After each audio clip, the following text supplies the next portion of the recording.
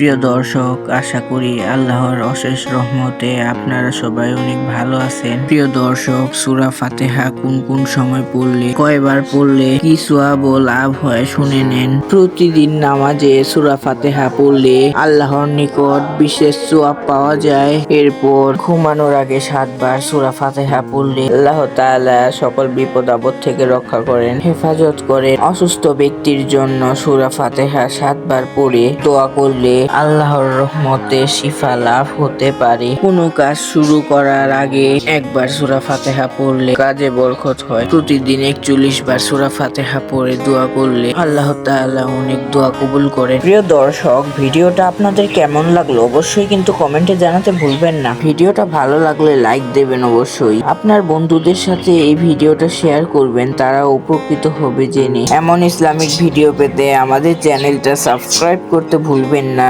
ভিডিওটা ফলো দিয়ে পাশেই থাকবেন আমাদের।